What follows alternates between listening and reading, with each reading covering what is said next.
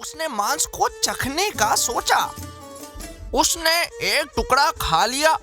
थोड़ी देर बाद उसने दूसरा टुकड़ा भी खा लिया और फिर थोड़ा थोड़ा करके उसने सारा मांस ही खा लिया। हाय दैया! हो नसरुद्दीन! इस गंदी बुरी चोर बिल्ली ने बकरी का सारा मांस खा लिया। नसरुद्दीन ने कुछ भी नहीं कहा। उसने बिल्ली को उठाया और तराजू पे रख दिया। तराजू में उसका वजन आया 2 किलो, ना ज्यादा ना कम। ये तो 2 किलो हुआ। अगर ये बिल्ली है तो बकरी कहाँ है? और अगर ये बकरी है तो बिल्ली कहाँ है?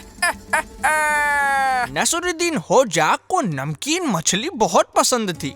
वो परेशान होकर उसे ढूंढता है और वो उसे कहीं नहीं मिलती। फिर वो एक बड़ा टब लेकर उसे पानी से भर देता है और घर के बाहर बैठ जाता है। हाय दैया! अब तुम क्या कर रही हो नसरुद्दीन? बीवी ने पूछा।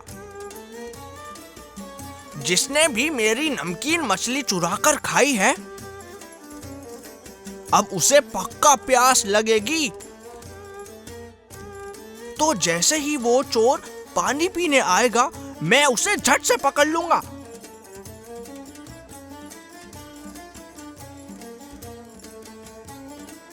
समय निकलता गया और सूरज की गर्मी बढ़ती गई और होजा की प्यास बढ़ती गई। टब के पास बैठे बैठे वो पानी की अंतिम बूंद तक सारा का सारा पानी पी गया।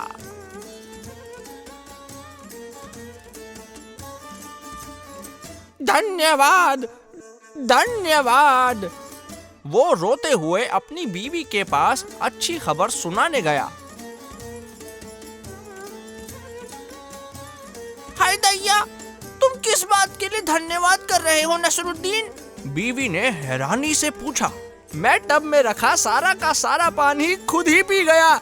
जिस आदमी ने वो नमकीन मछली खाई होती, सिर्फ उसे ही इतनी प्यास लग सकती थी। अब भरोसा हो गया कि चोर तो मैं ही हूँ।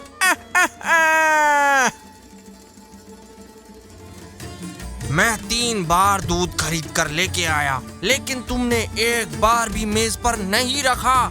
ऐसा क्यों? हाय दैया! हमारी बिल्ली चोर है, हमेशा ही दूध चुरा लेती है, बीवी ने कहा। नसरुद्दीन ने एक भी शब्द नहीं बोला। वो अपनी बीवी की इकलौती चप्पल की जोड़ी ले गया और उन्हें एक बक्से में रख दिया। ये आप क्या कर रहे हैं नसरुद्दीन? मैं नंगे पांव नहीं चल सकती, सब मेरा मजाक उड़ाएंगे। और आप ये चप्पलें किससे छुपा रहे हैं? क्या मतलब है तुम्हारा? इस चोर बिल्ली से और किससे? क्योंकि अगर वो पैसों से खरीदा हुआ दूध चुरा सकती है, तो तुम्हारी महंगी चप्पलें भी तो चुरा सकती है, समझी? तो अच्छा है कि तुम अब से नंगे पांव ही रहो।